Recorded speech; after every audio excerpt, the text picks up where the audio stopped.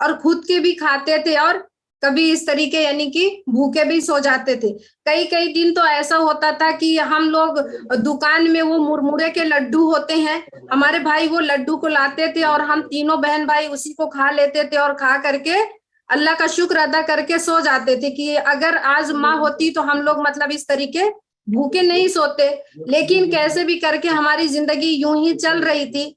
भाई ने 10वीं पढ़े, 10वीं के बाद में छोटी सी उम्र में भाई की शादी कर दी गई कि यानी कि हमारी जो बहनें हैं ये भूखी ना रहे ताकि हमारी औरत आ जाएंगी तो खाना वगैरह इनको मिलेगा टाइम से, इस तरीके करके। लेकिन फिर क्या भाभी की भी ज्यादा संगत नहीं मिली, करीबन 1 से 2 साल, और उसके बाद में हल्की उम्र में ही शादी हो गई। और शादी करने के बाद में 2002 में हमारी शादी होती है। तो शादी करने के बाद में सिर्फ एक ही विजन था कि अब अपना यही अपना घर है। तो हमारी जिंदगी की वहां से शुरुआत होती है, बहुत अच्छे तरीके से शुरुआत होती है। जब हम शादी होकर के आते हैं तो घर में हर चीज रहता है, बहुत ही शानदार रहता है, क्योंकि हमारे जो ससुर साहब थे, सर जी के जो हस्बैंड है, सर जी के यानी कि जो पापा जी हैं, वो WCL में नौकरी करते थे। WCL में नौकरी करते थे और बस जब पापा के पास में ये रिश्ता गया चल करके तो पापा ने बिना सोचे समझे स्वीकार कर लिया। बोला कि नहीं, बोले एक ही एकलौता लड़का है और पापा है तो WCL में सर्विस करते हैं, खेती बाड़ी सब्जी के काफी है, बहुत ज्यादा है, कम से कम 17-18 बीघे की खेती है गांव में। तो इस तरीके करके मतलब पापा ने कोई समझौता नहीं किया, कोई कुछ नहीं किया, बस यूं ही रिश्ता गया और वैसे ही पापा ने एक्सेप्ट कर लिया। और एक्सेप्ट करने के बाद में फिर हमारी 2002 में शादी हो जाती है। शादी होने के बाद में बहुत अच्छी मतलब पापा ने ये देखा था कि सर जी जो थे ना सिलाई का काम करते थे, सिलाई का काम करते थे, तो उनके दिमाग में बस यही था, क्योंकि हमारे यूपी साइड में यही देखा जाता है कि लड़का के हाथ में हुनर है और कमाएगा और खिलाएगा, हमारी बेटी कभी भूखी नहीं रहेगी। तो ये पापा ने देखा और देखने के बाद में उन्होंने शुरुआत कर दिया शादी की और बातचीत होने लगी। और बातचीत होने के बाद में वहां पे हमारी शादी की जो डेट थी फिक्स हो गई, शादी हो गई। अब उसके बाद में अच्छी खासी मतलब जैसे सब लोगों की जिंदगी कटती है इसी तरीके कट रही थी, क्योंकि सुबह जाना, शटल खोलना, दिन भर दुकान में काम करना और रात में आना, यही हमारा चल रहा था। और उस दौरान हमने भी मतलब कुछ हाथ में हुनर ले लिए थे, सिलाई का और कढ़ाई का, क्योंकि हमारे इधर यूपी साइड में बोलते हैं कि अगर लड़कियों के हाथ में हुनर रहता है तो लड़कियां कभी भूखी नहीं रहती हैं, कभी हस्बैंड का सहारा मिला नहीं भी मिला। तो मुझे फ्रेंड सिलाई भी आती थी और एम्ब्रॉयडरी भी मैं करती थी और काफी अच्छे तरीके से 7 क्लास भी चला रही थी उस समय, क्योंकि हस्बैंड का सपोर्ट था, कह रहे थे कि आप घर में खाली रहती हैं तो कुछ ना कुछ किया करिए। तो इस तरीके से हमने 7 क्लास भी स्टार्ट कर दिया यहाँ पे चलाना और चला ही रहे थे कि उसी दौरान 2007 में RCM बिजनेस, पता नहीं सर सुबह सुबह नहा करके गए थे और जाने के बाद में वहां पे कोई तो किसी और को प्लान दिखा रहे थे, वो कोई पांटेले पे। तो सर ने देखा और सुना और वहां से आने के बाद में उन्होंने कहा कि अरे एक ऐसा बिजनेस मिला है, इतना शानदार बिजनेस है कि उसमें अपनी लाइफ पूरी यू टर्न हो सकती है। तो मैंने बोली कुछ भी बोलते हैं क्या, मुझे थोड़ा हंसी आई और मैंने बोला कि अगर इसी तरीके पैसा कमाना आसान होता तो आज हर कोई बहुत ही अमीर होते, हर कोई अपने कार से मेंटेन करते होते और सबके पास एक कार होती लग्जरी। तो उन्होंने कहा नहीं मैडम बहुत ही शानदार बिजनेस है, बोले लेकिन अभी मैं साइन नहीं करूंगा। एक जो व्यक्ति प्लान बता रहे थे उन्होंने कहा है कि सावनेर में IMA हाल में एक बहुत ही शानदार मीटिंग है, वहां पे आइएगा। तो सर गए वहां पे और जाने के बाद में इन्होंने मीटिंग जब देखा तो देखने के बाद में बहुत ही इनको मतलब अच्छा लगा। तो मैं उस समय सिलाई मतलब बच्चों को 7 क्लास लड़कियों को सिखा रही थी, तो उस समय मेरे पास में पैसा था। तो सर ने कहा कि आप अपनी ज्वाइनिंग फट से लगा दो, बोले पैसा है तो, क्योंकि नहीं तो आप सबसे नीचे आ जाओगी। तो मैंने खास करके देखी हूँ क्योंकि ये मेरे ऊपर की भी है स्टोरी, क्योंकि मेरे पास 1400 रुपए उस समय थे। मैंने पट से 1400 रुपए दे दी और सर से मैंने कोट पैंट के कपड़े ले ली। लेने के बाद में ज्वाइनिंग हो गई है। अब ज्वाइनिंग होने के बाद में फिर हमने मतलब कहाँ ज्वाइनिंग हुई, क्या हुआ, मुझे कोई लेना देना नहीं, क्योंकि मैं एक अपने परिवार में थी, बहुत मस्त थी, बच्चे थे छोटे 2, तो उनके साथ में ही पूरा दिन गुजर जाता था। सास ससुर थे, ध्यान ही नहीं दिया, कुछ भी नहीं ध्यान दिया, सर क्या करते हैं क्या नहीं करते हैं, सर सुबह जाते हैं शाम में आते हैं, सुबह जाते हैं शाम में आते हैं, फ्रेंड इस तरीके, मतलब काफी दिन हो गया। तो ये क्या करते थे, मतलब टाई पहले नहीं पहनते थे, लेकिन जब से इन्होंने ज्वाइनिंग किया था तो 3 पैंट शर्ट की इन्होंने जो कपड़े लाए थे, तो वो एक सुबह पहन के जाते थे, और जब दोपहर में खाना खाते हुए आते थे तो दूसरा पहन के जाते थे, और जब रात में आते थे तीसरा पहन लेते थे। तो मुझे लगा इन्हें जुनून क्या हो गया है, ये तो हमेशा एक ही टी शर्ट पे और लोअर पे रहते थे, कभी स्लीपर पे रहते थे, अभी टाई वगैरह पहन लिए। तो इस तरीके करके मुझे बहुत मतलब उस तरीके से फीलिंग होने लगी कि ये क्यों ऐसा करते हैं, क्योंकि हर कोई लड़कियों के अंदर में जब, क्योंकि मेरा जो, मैं थोड़ा सा अपना बताना चाहूंगी, क्योंकि 2 साल तक शादी हो गई, उसके बाद 2 साल तक के किसी ने मेरा एक पैर का अंगूठा तक नहीं देखा था, क्योंकि बाहर कभी हम घर से बाहर निकले ही नहीं ना, हमें परमिशन थी निकलने की, जहां पे भी जाना था तो नकाब पहन के जाना था, बुर्का जो बोलते हैं, नकाब पहन के जाना था, और घर में आना था तभी नकाब उतरता था, तभी चेहरा खुलता था, वरना बस पर्दे के ही अंदर। यहाँ तक कि अगर कपड़े भी अगर धुल करके रख देते थे तो हमारी सास ले जाके डाल देती थी, ननद ले जाके डाल देती थी, पर बाहर निकलने का कोई परमिशन नहीं था। तो मुझे ऐसा लगा कि ये ऐसा क्यों कर रहे हैं। तो एक दिन इन्होंने कहा कि आज क्या बोलते हैं आपको, हमारी एक हमसे जो बड़ी दीदी हैं वो नागपुर में रहती हैं और हम लोग सावनेर में रहते थे, तो कहा कि आज बाजी के यहाँ जाना है। तो मैंने बोली ऐसा अचानक कैसे बाजी के यहाँ का प्लान बन गया, तो बोले नहीं आज जाना है तो जाना है। तो हमने बोला कि चलिए ठीक है अच्छा। तो हमने सास से अपने मतलब झूठ बोले कि बाजी के यहाँ जा रहे हैं, और मुझे नहीं पता था, उनके अपने झूठ में हमको भी शामिल कर लिए। और वहां हम गए, और जाने के बाद में जब जैसे ही हम हॉल के थोड़ा बाहर ही पहुंचे थे तो इन्होंने कहा हमको पर्स से नकाब निकाल दीजिए। तो मैंने बोला कुछ भी बोल रहे हैं क्या, नकाब तो नहीं निकलेगा, कभी नहीं, गर्दन कट जाएगी लेकिन नकाब नहीं उतरेगा। तो बोले नहीं नकाब निकालना पड़ेगा, वहां मैं आपको मीटिंग में लेकर के जा रहा हूँ। तो हमने बोला कि अरे बाप रे आप इतना फिर झूठ क्यों बोल के आए। तो इस तरीके अगर बोले नहीं बोलता तो मम्मी पापा नहीं भेजते थे, क्योंकि पत्नी उनकी जरूर थी लेकिन उनका कोई हक नहीं चलता था, जो मम्मी पापा कहते थे वही करते थे। तो इस तरीके करके उन्होंने मुझे लाया। वहां लाने के बाद में जब हमने देखा, मीटिंग सुना, मीटिंग सुनने के बाद में ना एकदम रोंगटे खड़े हो गए। और वहां पे एक ही व्यक्ति, आज भी मुझे वो शब्द याद है, बोले पत्ता फेंकते जाइए, बोले एक न एक, बोले इक्का आएगा और इक्का छुपा हुआ है बोले। तो समझ में नहीं आया कि ये पत्ता क्या फेंकना है, इक्का कहाँ छुपा है, कुछ भी समझ में नहीं आया। बस लोगों के साथ मिल करके तालियां ठोके जम के, और ठोकने के बाद में घर में आए। आने के बाद में सर ने पूछा कि कैसा लगा मीटिंग। तो हमने बोला कि मीटिंग क्या था, वहां पे क्या मीटिंग था, वो तो सब ताली बजा रहे थे और पता नहीं झूठ बोल रहे थे, इतना पैसा आता है, ऐसा आता है, वैसा आता है। तो हम इस तरीके करके जब वहां, तो फिर धीरे धीरे करके कोई बात नहीं, क्लियर हुआ, थोड़ा सा पिक्चर क्लियर हुई। क्लियर होने के बाद में तो इन्होंने क्या किया, दुकान को पूरा ऑन द स्पॉट बंद ही कर दिए। अब वहां पे कैसा था, कारीगर रहते थे और बस कारीगर अपना कपड़े काटते थे और वही कारीगर सिलते थे, इनका कोई ध्यान नहीं रहता था। ये सुबह जाते थे शाम में आते थे, सुबह जाते थे शाम में आते थे। इस तरीके करके काफी विवाद घर में हुआ, यानी कि हर कोई घर में, हमारे जितने भी रिश्तेदार थे काफी, यानी ये हो गए कि मतलब आप अपने हस्बैंड का सपोर्ट करती हो, और ये पूरा अच्छी खासी दुकान चल रही थी और दुकान को पूरा इन्होंने बर्बाद कर दिया, और आप इसका पूरा सपोर्ट करती हो, और आप लोग ना रुपए रुपए के लिए और दाने दाने के लिए मोहताज हो जाएंगे।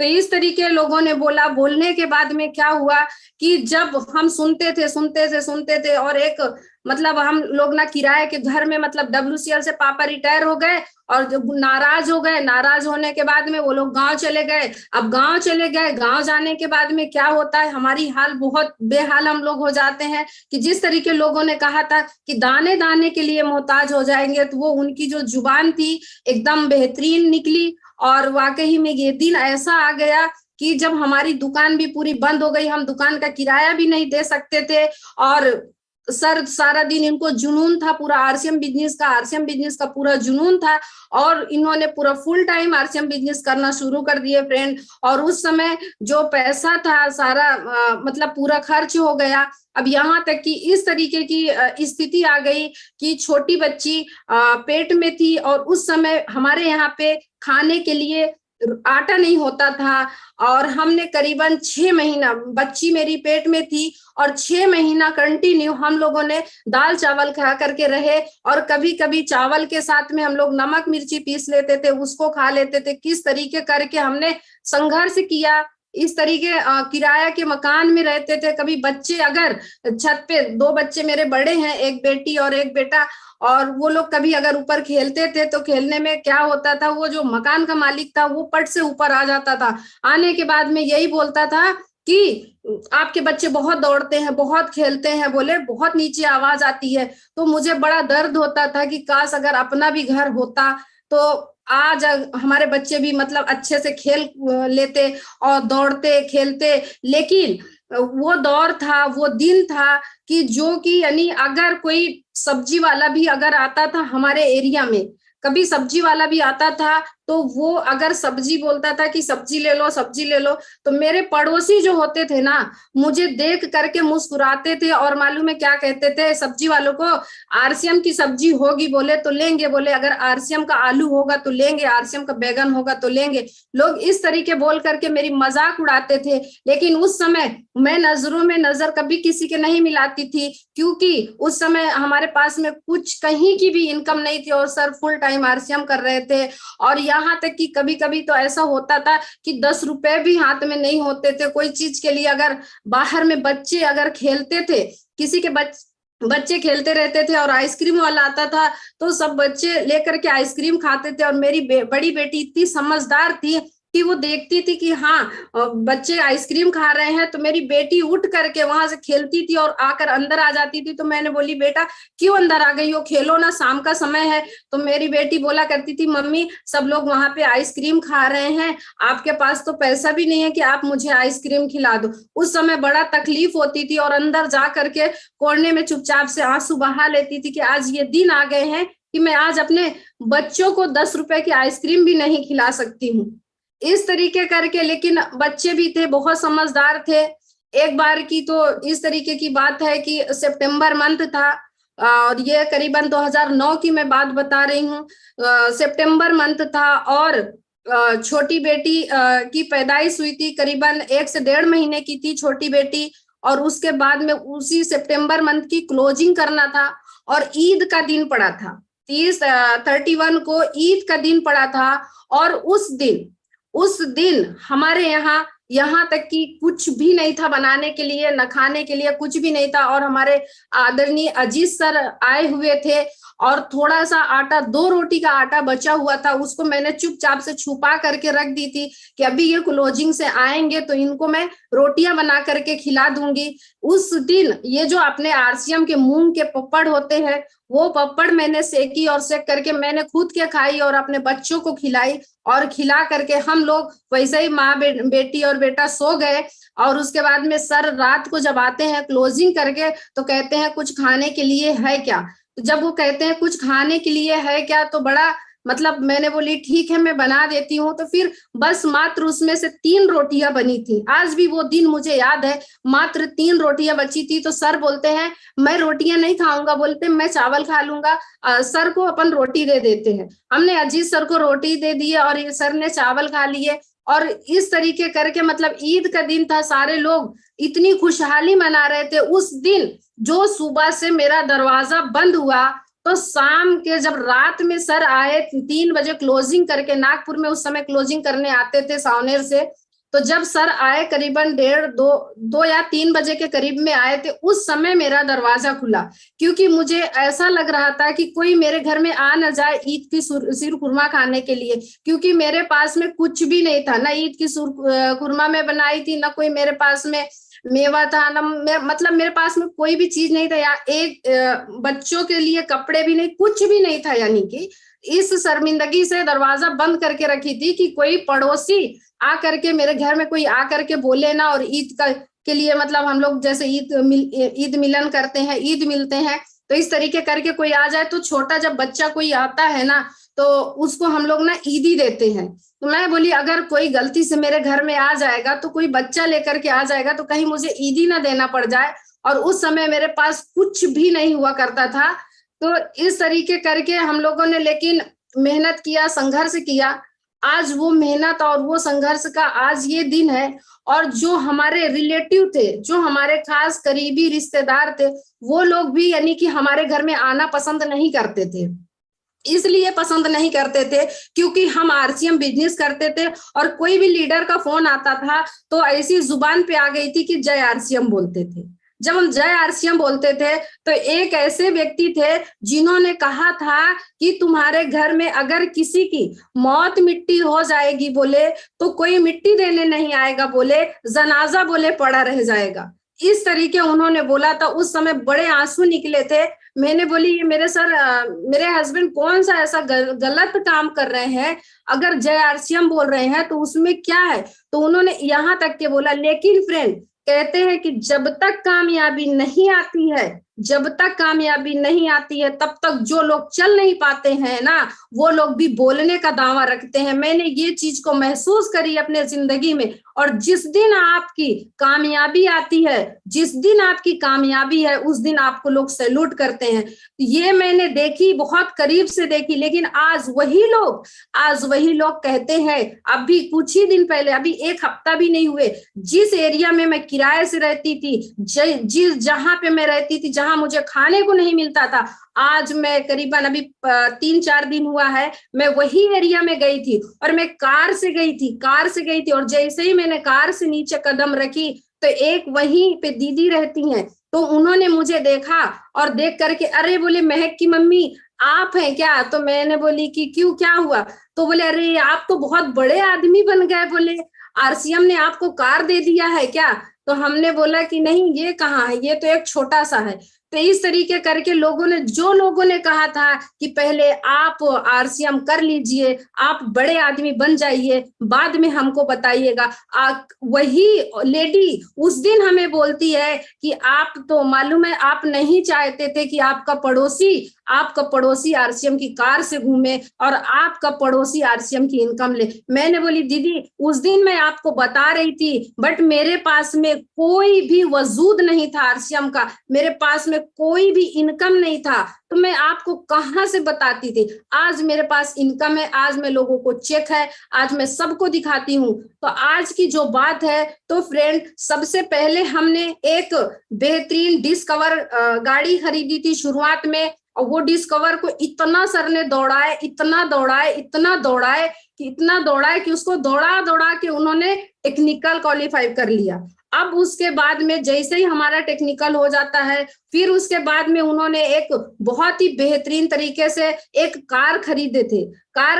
ये कार कब खरीदे थे, 2011 में कार खरीदे। और उस समय पर्ल हो चुका था बहुत अच्छा, मतलब कि जो कहते हैं कि एक लाइफ स्टाइल। तो हमारा जो फर्स्ट कमीशन आया था वो एक बार आया था 45,000 का, एक बार आया था 50,000 का। तो हमने सोचा कि अब हमारी जिंदगी जो है तो सिक्योर हो गई है। लेकिन क्या हुआ, बीच में कुछ इस तरीके के हादसे हो गए हमारे कंपनी के साथ में। उस दिन हमें रात भर नींद नहीं आती थी और दिन में चैन नहीं रहता था कि करे तो क्या करे, क्योंकि हमारे कस्टमर भी सब इधर उधर बहक गए थे। हमारा सिस्टम जैसे ही हमारा 9 महीने सिस्टम थोड़ा सा ये रहा, तो उसके बाद में जैसे ही 9वें महीने के बाद में जब आरसीएम डबल से जब शुरू होता है, तो फ्रेंड्स सारे लोगों का, हमारे डाउनलाइन का, हमारे अपलाइन का, सबकी केवाईसी ओके हो जाती है। लेकिन फ्रेंड हमारे हस्बैंड पढ़े लिखे नहीं थे, वो केवाईसी भेजते थे,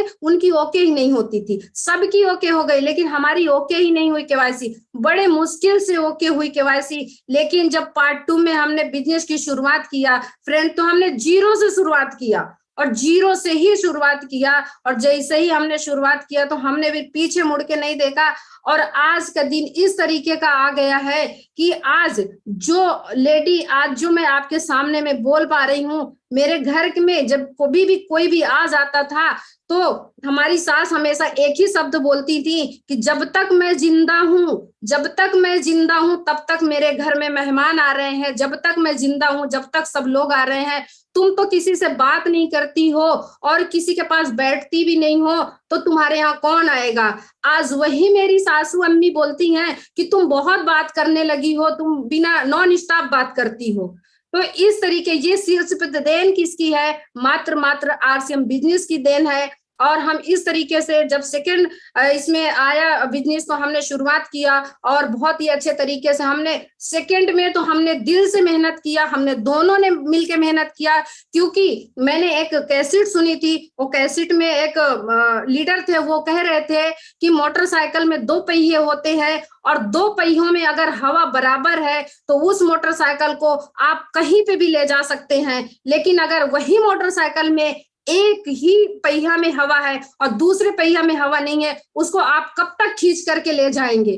तो मेरे दिमाग में एक ही बात सेट हुई कि ये तो सुबह का लेडीज का खाना बनाना है, शाम का खाना बनाना है, बच्चों को संभालना है, लेकिन अगर मैं भी थोड़ा सा इसमें अगर सपोर्ट करती हूँ तो जो हस्बैंड को इतना समय लगा था तो इससे कम समय लगेगा। और फ्रेंड मैंने वो सर का सपोर्ट देना शुरू करी और जैसे ही कहते हैं कि मोटरसाइकिल में दोनों में हवा बराबर की मात्रा में हो गई ना, तो बहुत ही कम समय में हमने दूसरे पार्ट में 0 से शुरुआत किया था, बहुत कम समय में हमने इमराल्ड भी कर लिया।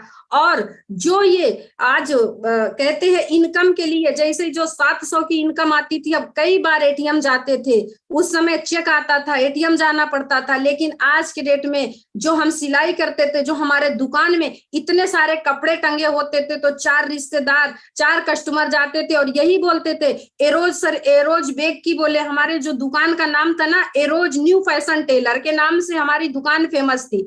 तो बोले एरोज की दुकान में बहुत कपड़े आते हैं, उसकी कमाई बहुत होती है। तो वो लोगों को दिखता था फ्रेंड, और वो दिखता था, लेकिन लोग कपड़े लेके तो जाते थे, लेकिन कपड़े उधार लेकर के जाते थे, कभी कैश नहीं देते थे पैसे। और इस तरीके से हमको मेहनत करना पड़ता था कि मतलब ईद आती थी, दिवाली आती थी, हम लोग तुरपाई करते रहते थे, सिलाई करते रहते थे, प्रेस करते रहते थे, लेकिन लोग लेके जाते थे, कहते थे अरे मास्टर साहब कल पैसे ला करके दे देंगे, परसों ला करके दे देंगे। इस तरीके करके लोगों के त्योहार बहुत अच्छे हो जाते थे, लेकिन हमारे त्योहार में तो कुछ मजा ही नहीं आता था।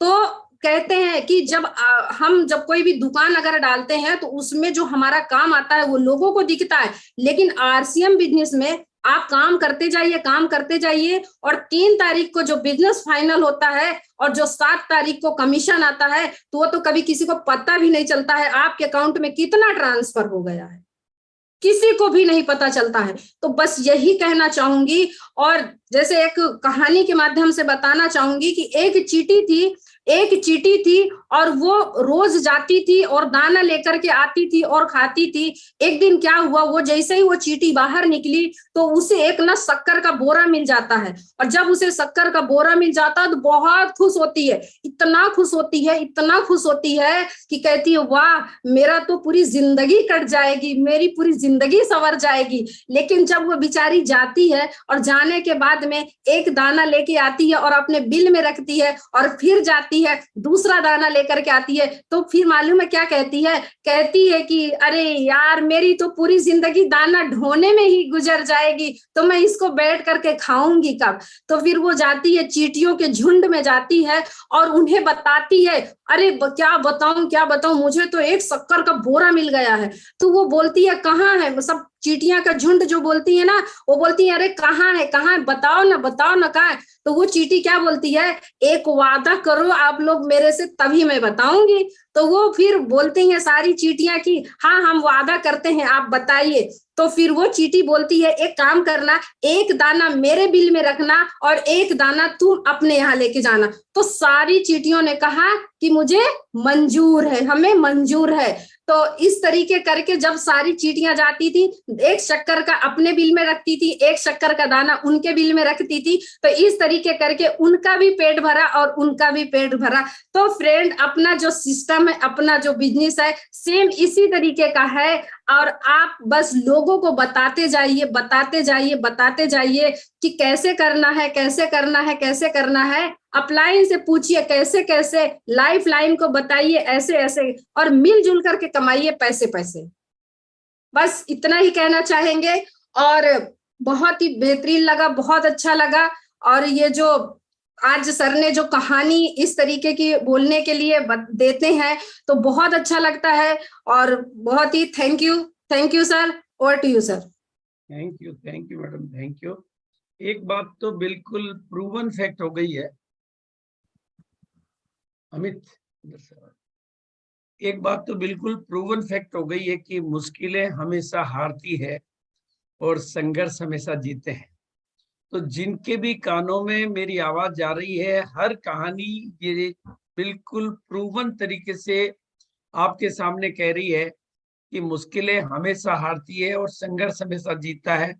यानी जिनके पास भी संघर्ष करने का मादा है और आरसीएम बिजनेस में टिके रहने का मादा है और आरसीएम के प्रति अपना विजन क्लियर करते हैं, वो एक दिन अपनी कहानी बना सकते हैं, इतिहास बना सकते हैं। और दूसरी बात जो अभी तक की निकल के आई है कि जहां पर भी हस्बैंड वाइफ दोनों मिलके, कपल मिलके एक दूसरे को सहयोग कर रहे हैं, वहां सफलता एक तरह से सुनिश्चित, हर कहानी ने ये स्पष्ट दिखाया है। और तीसरी चीज जो मेरे को समझ में आई है, आज ये कंपनी इतनी बड़ी दिखाई देती है, आज ये बिजनेस इतना बड़ा दिखाई देता है, आज इतने प्रोडक्ट दिखाई देते हैं, लेकिन इसके जो नींव के पत्थर हैं, जिन्होंने अपने संघर्ष के दम पर इस इमारत को इतना ऊंचा उठाया है, उनकी कहानियों को दुनिया के सामने लाना बहुत बहुत निहायत जरूरी है। आज तो सब कुछ हम उस आरसीएम वर्ल्ड के इनॉग्रेशन सेशन को मनाने जा रहे हैं।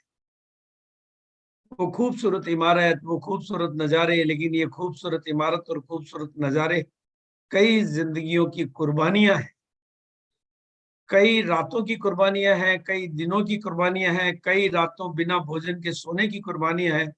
ऐसी अनेकों कुर्बानियों को मेरा सैल्यूट भी है और मेरा सलाम भी है कि जिन्होंने अपने हर मुश्किल, जब आरसीएम के पास न दिखाने को कुछ था, न देने को बहुत कुछ था, और न कोई सपोर्ट सिस्टम था, न कोई बहुत कुछ नहीं था, प्रोडक्ट नहीं थे, ऐसे दौर में भी उन लोगों ने इस बिजनेस के दामन को थाम के रखा और हर मुश्किल में। और खास तौर से उन लोगों को मैं बहुत सैल्यूट करूंगा जिन्होंने 2011 के कठिन दौर के बावजूद भी आरसीएम को नहीं छोड़ा। अपने उन्होंने भले 1 साल उन्होंने भूखा रहना पड़ा, लेकिन उन्होंने आरसीएम के दामन को थाम के आरसीएम को बचा के रखा। तो बहुत बहुत मेरी तरफ से उनको सलाम है, सैल्यूट है। और बहुत बहुत, और मैं अब आज मैं वचन देता हूं आपको कि अब इस सिलसिले को हम बहुत दूर तक लेके जाएंगे। और अब हम कुछ ट्रेनिंग के सेशन भी लेकर आएंगे। कल मेरा प्रोग्राम दिल्ली में है, दिन को 2 बजे वहां दिल्ली में है, तो मैं निश्चित रूप से कोशिश करूंगा कि मैं जूम के सेशन पे भी रहूं। लेकिन अगर मैं नहीं रह पाता हूं तो मेरा बेटा अभिषेक रहेगा और सीनियर साथी रहेंगे, कल्याणी मैडम रहेगी, आप सब रहेंगे। लेकिन ये प्रोग्राम कंटिन्यूटी के साथ चलेगा। और मैं एक और चीज कहना चाहता हूं, जब हम यहाँ पर बीच बीच में ट्रेनिंग के सेशन लेकर आने वाले हैं, ताकि आज काम करने वालों को, क्योंकि कहते हैं कि पहले के जमाने में बात कुछ और होती थी, इस जमाने में बात कुछ और है। मैं नहीं मानता कि अब भी इतना संघर्ष कोई कर पाए। ये कुछ ऐसी हौसले वाली कहानियां हैं जो एक एक करके आपके सामने आने वाली है। तो सबसे पहले तो मैं मैडम को भी बहुत बहुत बहुत शुक्रिया अदा करूंगा, और जिनकी कहानियां आई है उनके हस्बैंड्स को भी हम मंच पर लेकर आएंगे, एक दिन धीरे धीरे लाएंगे। लेकिन जो वादा मेरा है वो मैं आपके सामने वादे एक बार फिर निभा देता हूं। अपनी बात को फिर मैं बिल्कुल कि किस विजन को लेके हमने इस प्रोग्राम को स्टार्ट किया था, और जो विजन आपको वापस दिखा देना चाहता हूं मैं। और जो ये वुमेन एम्पावरमेंट को अब आरसीएम एम्पावरमेंट बनता जा रहा है, आरसीएम को शक्तिशाली बनाने में इन कहानियों का और इस बातचीत का बहुत बहुत बड़ा योगदान रहेगा। आज हर कोई है, लेकिन इसी मंच पर हम आपको बहुत अच्छी ट्रेनिंग्स भी लाकर देने वाले हैं और बहुत अच्छा सिलसिला लाकर देने वाले हैं। तो मैं आपको बताना चाहता हूं कि डेडिकेटेड, ये प्रोग्राम डेडिकेटेड हुआ था कि भाई महिलाओं को सशक्तिकरण देना है। लेकिन महिलाओं को सशक्तिकरण, वो तो ऑलरेडी अति सशक्त है। उनकी सशक्तिकरण की कहानियां सुन के तो हिंदुस्तान सशक्त हो सकता है, आरसीएम सशक्त हो सकता है। तो मैं बहुत सैल्यूट और सलाम करता हूं। डेली 1 बजे का ये प्रोग्राम, और जो मेरा वादा है वो वादा आपके सामने रख रहा हूं। ये तस्वीर एक दिन मातृशक्ति की होगी, पूरे हॉल में, पूरे स्टेडियम में, क्योंकि इंडिया का तो, भारत का तो इस समय तो इससे बड़ा स्टेडियम कोई अवेलेबल नहीं है। इंडोर में तो नहीं है, आउटडोर तो दिन को हो नहीं सकते, और इंडोर में ये भारत का नहीं, एशिया का सबसे बड़ा स्टेडियम है। ये महिलाओं की उपलब्धियों की कहानी से भरा होगा, दर्शकों से नहीं, उपलब्धियों की कहानी से भरा होगा। और मंच पर संचालन करने के लिए भी महिलाएं होंगी। इसी यात्रा को लेकर इस सेशन की शुरुआत हुई है, और अब लीडर, जितने भी लीडर डेवलप होने हैं वो सब माताओं और बहनों में से। मैं चूंकि ब्रह्मा कुमारी से जुड़ा हुआ हूं, और वहां पर एक बात मैंने बहुत करीबी से, गहराई से सीखी है कि माताओं में, बहनों में नेतृत्व करने की कमाल की क्षमता होती है। ईश्वर ने, प्रकृति ने उनको कई गुण दिए हैं, और इस पर हमें कंटिन्यूटी से काम करना है, क्योंकि जब तक हमारे टीम में लीडर तैयार नहीं होते हैं तब तक हम बिजनेस को, क्योंकि आम आदमी को प्रोटेक्शन चाहिए, वो किसी मजबूत के साथ काम करना पसंद करता है। तो इस प्रोग्राम को हम कई ट्रेनिंगों के माध्यम से लीडर फैक्ट्री के रूप में डेवलप करेंगे, और ऐसा डेली नई नई वैरायटी, नई नई चीजें। लेकिन मैं सभी कहानियों को आमंत्रित करता हूं इस मंच के लिए। और हमारा मॉर्निंग का प्रोग्राम भी सक्सेसफुली चल रहा है, वहां पर जेंट्स की स्टोरी जा रही है, लेकिन वहां पर बीच में हम ट्रेनिंग लाते रहते हैं। और ये प्रोग्राम आपको कई नई जानकारियों से अपडेट करता रहेगा, और कई नई कलाओं से अपग्रेड करता रहेगा, ये मेरा वादा है आपको। और जो 3 तस्वीरें मैं आपको दिखा रहा हूं आपके मंच पर, आपको बधाई देने के लिए, आपकी सफलता को सेलिब्रेट करने के लिए, और आपको कुछ नई डायरेक्शन देने के लिए, तीनों को मंच पर आने के बारे में भी मेरी बात हो गई है। अब तक हमने 3 कहानियां सुनी, आज चौथी कहानी थी मैडम की। मैं बहुत बहुत मैडम को बधाई भी देना चाहूंगा, धन्यवाद भी देना चाहूंगा, आभार भी प्रकट करना चाहूंगा। और आने वाले दिनों में जो कहानियां और आने वाली है, वो भी तस्वीरें मैं आपके बीच में रख रहा हूँ। बहुत सारी कहानियां हम लेकर आएंगे, डे टू डे नई नई कहानी, नई नई स्टोरी, नई नई जानकारियां। और बस अब मैं इस मंच के माध्यम से अब कहना चाहता हूं कि अब आपको अधिकार है अपनी छोटी छोटी आंखों में बड़े से बड़े सपने देखने का, बड़े से बड़े सपने देखने का आपको अधिकार है। और जहां तक मेरी आवाज जा रही है, मैं इस बिजनेस में सबसे बड़ा होने के नाते, पहला परिवार होने के नाते आप सबका दादू हूं, और दादू आपके साथ है, फिर डरने की क्या बात है। अब हम सब मिलके कुछ नई कहानियां बनाएंगे, नई इतिहास बनाएंगे। और जैसा कि मैंने कल भी बात की थी, मिशन हेल्दी आर्ट पर हम एक बहुत बड़ी कार्य योजनाएं लेकर आ रहे हैं गंभीरता के साथ में, क्योंकि 2 करोड़ लोग हर साल हृदय रोग की वजह से इस जीवन को छोड़ देते हैं, और हर 1.5 सेकंड में ऐसा हो रहा है, और ये पूरे भारत की तस्वीरें बहुत भयावह होती जा रही है। तो हमें कुछ गंभीरता से कुछ करने की जरूरत है। इनमें से 80% जिंदगियों को बचाया जा सकता है, 80% लाइफ को बचाया जा सकता है। तो बहुत बड़ी बात है कि हम 2 करोड़ में से 1 करोड़ 20 लाख लोगों को बचा सकते हैं। केवल जरूरत है उस लाइफस्टाइल को समझने की, उस होलिस्टिक अप्रोच को समझने की, जो कि बहुत प्रैक्टिकल है, बहुत सरल है, बस ज्ञान के अभाव में। इसलिए वो ज्ञान का सिलसिला भी हम चालू करेंगे, और उसके लिए 250 लोगों के सेशन के लिए मैं आपको मेंटली तैयार कर रहा हूँ। जैसे ही उस प्रोग्राम की पूरी रूपरेखा तैयार होगी, आपको जानकारी मिलने लग जाएगी। और किताबें जो कि गामा ओरिजिनल की, न्यूट्री चार्ज की आपको मिलने लगी है, तो आप इन किताबों के माध्यम से अपनी जानकारियों को विस्तृत, क्योंकि 55 करोड़ लोगों की लिस्ट तो 2016 की है, कोविड के बाद की लिस्ट तो कोई तैयार नहीं हुई, नहीं तो ये आंकड़े डबल हो जाएंगे। और लोग रोग मुक्त जीवन की तलाश में है।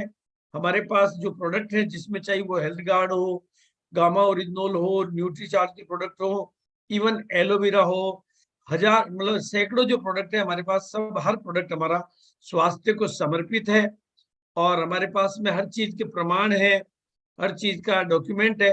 तो हम अब तो बहुत बढ़िया तरीके से काम कर सकते हैं। और सभी 6 पीस के नारे को तो हम आपको उन लोगों से भी मिलाएंगे जिनकी जिंदगियों में इनके माध्यम से फर्क पड़ा है। कल की मीटिंग में मेरे को एक ऐसी शख्सियत के साथ मिलने का मौका मिला जिन्होंने मतलब 350 पीस के, अभी मेरे को लाल बहादुर शास्त्री जी दिखाई दे रहे हैं, उन्होंने गामा ओरिजिनल यूज किया, उनके जीवन में कुछ फर्क पड़ा। तो मैं उनको अनम्यूट कर रहा हूँ। प्लीज आपको आप क्या अनुभव सुनाना चाहते हैं, प्लीज। नमस्कार, जय आरसीएम। गुरुदेव, मैं बहुत दिन से तरस गया, इनवाइट करने सुबह भी कोशिश किया, लेकिन जो लिखा होता है भाग में वही होता है। मैंने लंच में आया, बिजली दफ्तर से जॉब करता हूँ सरकारी। मैं पहले परिचय दे दूं। मेरा नाम लाल बहादुर शास्त्री, लुधियाना से बिलोंग करता हूँ। पीएसपीसीएल में सरकारी जॉब है।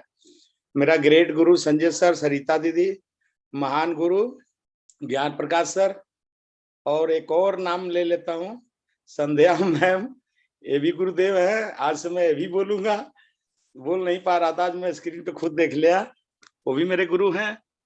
तो जो मैं पैसे और धन और दौलत के लिए नहीं लगा, इतनी मजबूरी सुनता हूँ लोग को, तो बैकग्राउंड तो सबकी यही होती है सर, लेकिन हमारे सब पैसा होते हुए भी स्वास्थ्य मेरा सही नहीं था। हार्ट का पेशेंट, कोई जितनी बीमारी हमको जकड़ लिया था कि अब इस दुनिया में लगता था स्क्रीन पे नहीं था होगा। पर हमने गामा ऐसा जोरों से आया, संजय सर बोले आप सर इसमें बैठिए 2 मिनट के लिए।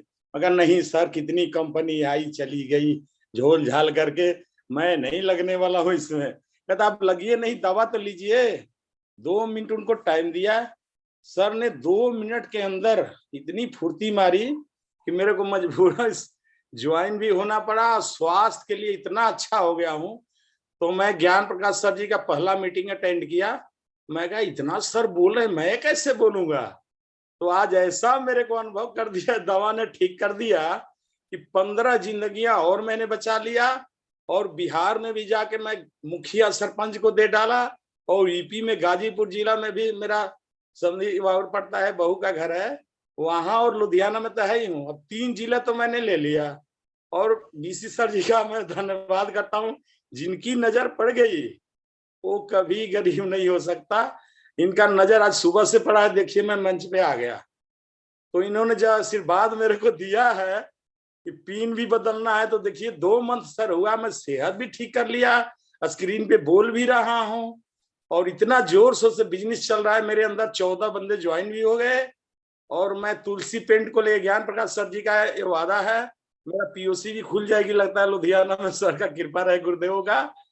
और हर एक मंथ पिन मैं चेंज करूंगा, ओपनर पिन लेने जा रहा हूँ sir. Thank you sir, thank you, thank you. अभी थोड़ा सा मैं आज कुछ नए चैनलों के साथ में परिचय करवा रहा हूँ। पर्ल सीमा मैडम मुझे दिखाई दे रही हैं। हमारी कभी क्या पता मुलाकात हुई नहीं हुई, लेकिन मैं उनको इनवाइट कर रहा हूँ कि वो प्लीज अपनी बात कहेंगे। Thank you so much sir, बहुत बहुत धन्यवाद आपका।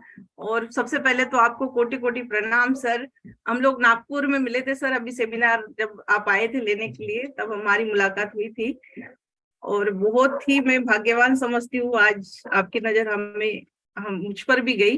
तो सबसे पहले तो सर बेग मैडम के लिए जोरदार तालियां, क्योंकि जब भी मैं बेग मैडम को देखती हूँ मेरे लिए तो बहुत ही मोटिवेशन का एक उदाहरण है बेग मैडम। क्योंकि एक नकाब में रहने वाली लेडीज अगर इतना कुछ बोल सकती है तो हम क्यों नहीं।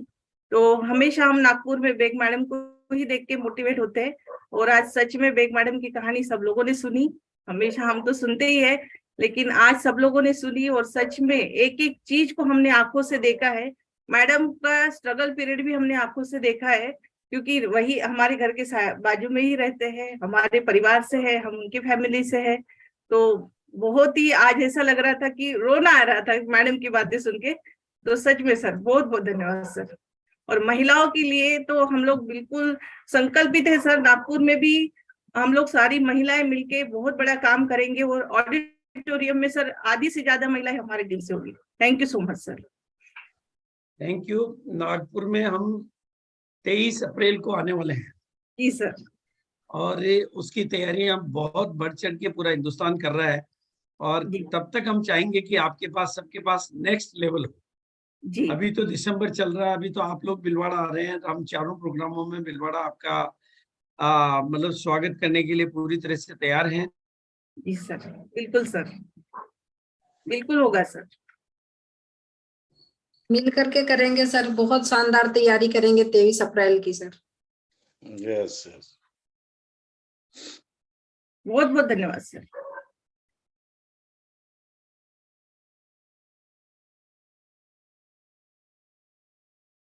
देख मैडम, आवाज आ रही है ना हमारी? जी सर, जी मैडम आ रही है आवाज। सर का आवाज नेटवर्क इशू है थोड़ा सा। जी। शायद सर का नेट का इशू चल रहा है। जब तक के हम लोग थोड़ा सा एमरॉल्ड लेवल की जो महिलाएं उनसे बात कर लेते, सर आते ही है। जी जी जी। हेमलता मैडम, आप भी 1 मिनट बताइए थोड़ा आज के सेशन के बारे में।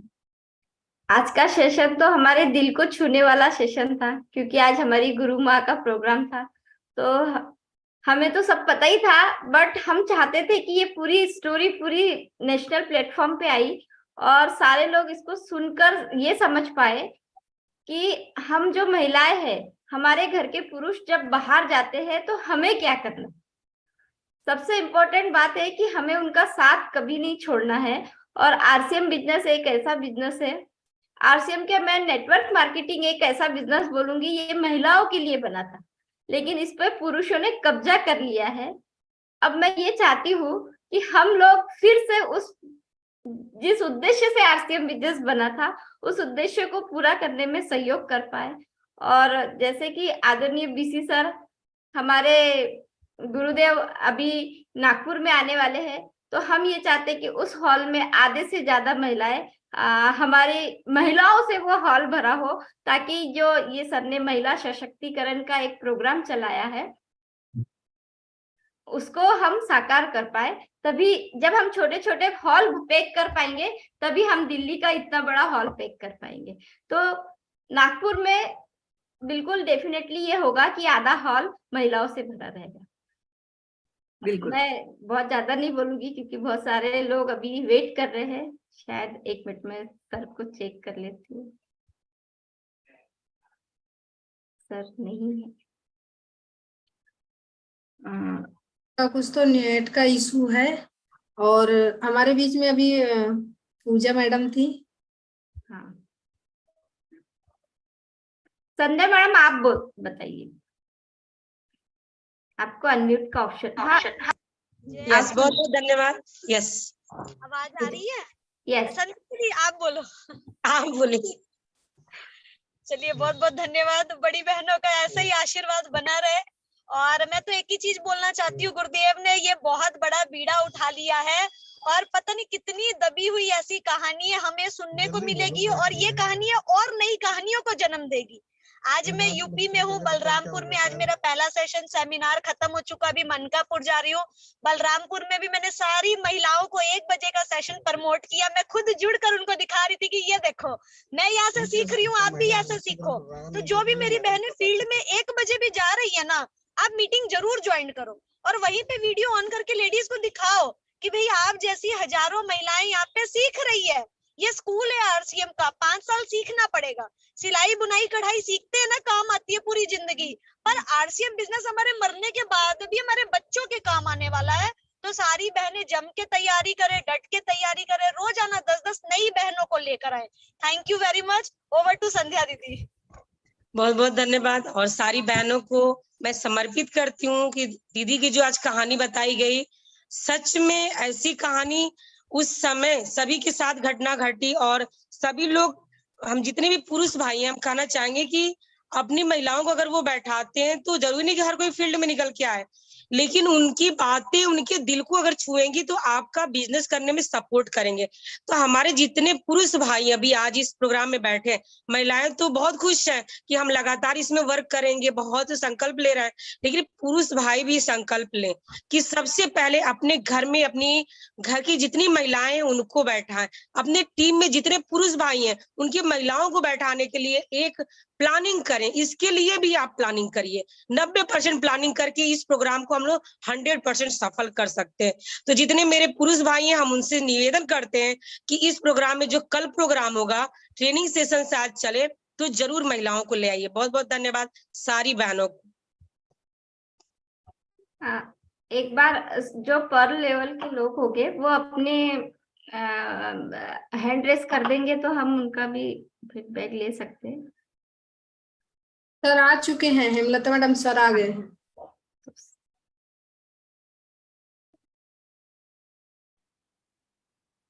सर आगे, लेकिन सर को को-होस्ट नहीं बने शायद। बीच में नेट जाने की वजह से कोस्ट कोई और बन गए थे। जी तो कोई बात नहीं, अब हम आज के प्रोग्राम को समापन की ओर लेते हैं। सभी का बहुत बहुत धन्यवाद अदा करते हुए बिल्कुल कल का प्रोग्राम मेरा दिल्ली में है। जिनकी भी दिल्ली में टीम हो वो अपनी तैयारी करें, और इस प्रोग्राम में बहुत सारी वैरायटी और बहुत सारी एजुकेशन लेके इस प्रोग्राम को बहुत आगे बढ़ाना है, और इसके माध्यम से महिलाओं को बहुत आगे लेके जाना है। थैंक यू सो मच, बहुत बहुत शुक्रिया, बहुत बहुत धन्यवाद और बहुत बहुत आभार, बहुत बहुत शुक्रिया।